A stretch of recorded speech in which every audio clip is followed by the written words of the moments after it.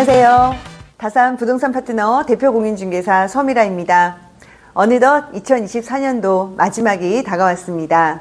한 해 동안 꾸준히 찾아주시고 또 응원해주신 여러분 감사 말씀드리면서 2024년 마지막 이야기를 해보겠습니다.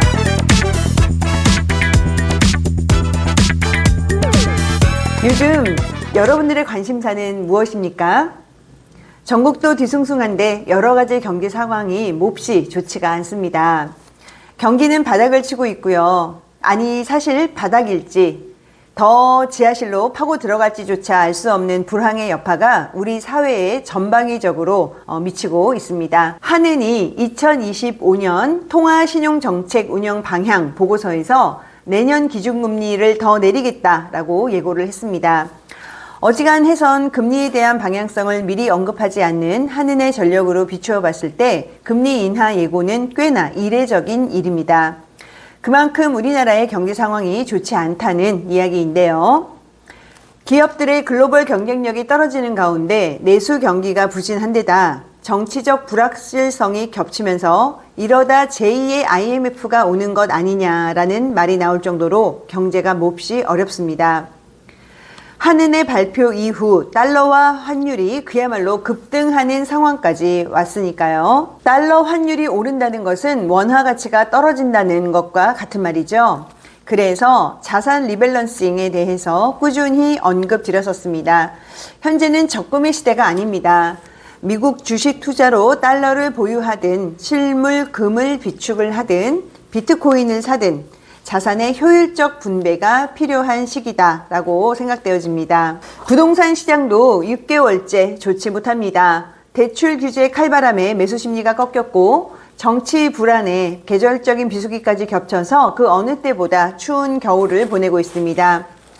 서울 아파트가 간신히 상승을 유지하는 가운데 수도권 아파트 매매가 변동률은 하락 전환을 했습니다.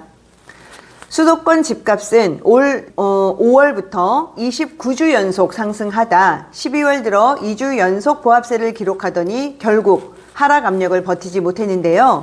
지방은 더욱더 처참한 수준입니다. 지방 아파트는 21주 연속 하락으로 아예 거래가 실종된 상황입니다. 올 한 해 부동산 시장을 간단하게 정리하자면 정점을 찍었던 2021년 이후 약 2년여의 하락세를 딛고 2024년 3월부터 힘차게 반등을 했었죠. 여름까지 6개월 동안 고공행진을 했지만 8월 들어서 추세가 꺾였는데요. 양극화를 넘어 초양극화 시대가 도래한 원년이기도 합니다. 2025년 내년의 부동산 시장은 어떨까요? 워낙 공포심리가 극에 달하다 보니 집값이 끝없이 하락을 할 것 같지만 또 심리는 한순간입니다. 2025년부터 아파트 공급량이 줄어들기 시작해 2026년 역대급 공급 부족이 예정되어 있기 때문에 눈치 보기가 극심할 전망입니다. 즉 대출 규제 완화 등 어떤 시그널만 주어지면 시장은 언제고 반등할 준비가 되어 있습니다. 다만 지방은 계속 소외가 될 것이고요. 똘똘한 한 채에 대한 욕구는 더욱더 강해질 것이기 때문에 입지에 따른 초양극화 현상이 계속 이어질 전망을 내다보고 있습니다. 자, 그러면 다산 신도시 소식으로 가보겠습니다.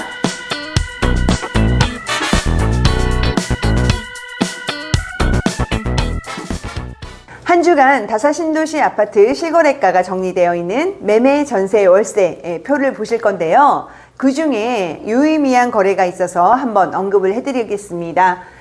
다산 아이파크에서 오랜만에 전용 97 타입이죠. 이렇게 정남향으로 자리를 잡은 두 개 동이 아이파크에서는 97 타입입니다.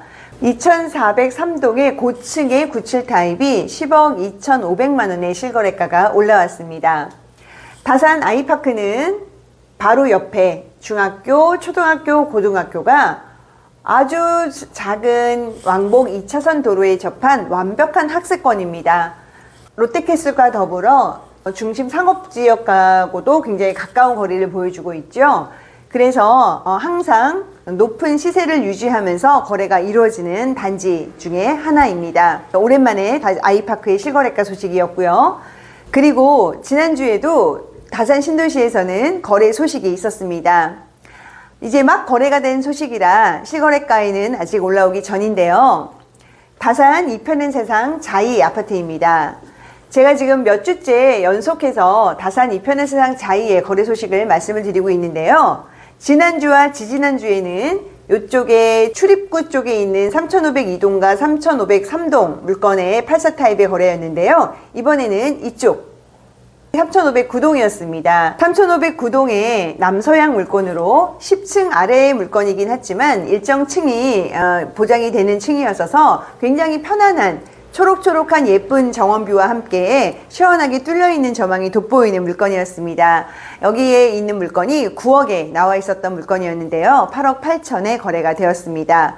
그래서 현재 이편은 세상 자이의 84 타입의 거래가 계속 이루어지고 있는 모습 보실 수가 있고요. 자, 그리고 또 이번에는 가장 북쪽에 자리를 잡고 있는 반도 유보라 메이플타운 입니다. 지도상으로는 다산역으로까지의 거래감이 좀 있나 싶으신 생각을 하는 분들도 계시겠지만 실제로 이렇게 걸었을 때 다산역에 이제 곧 5번, 6번 출구도 오픈이 되잖아요. 이 출구까지 그닥 멀지 않습니다. 이렇게 보행자 통로를 통해서 나오게 되면은 짧게는 4분에서 5분, 길어도 10분 안에는 충분히 갈 수 있는 거리인데요. 반도 유보라 메이플타운은 그동안 8억이 살짝 넘는 거래와 8억이 살짝 안 되는 그런 실거래가 시세 형성이 있었는데 요번에 2107동이었습니다. 역하고 가까운 동이었고요. 여기도 10층 아래 층이었는데 굉장히 초록뷰가 잘 나올 수 있는 프라이빗을 잘 보장받을 수 있는 그런 층이었습니다. 살고 계시는 분이 세입자분이었는데 퇴거를 해야 되는 이슈가 있는 물건이었습니다. 그래서 7억 8천의 호가가 나와 있었고요. 조정 없이 7억 8천에 거래가 된 소식입니다.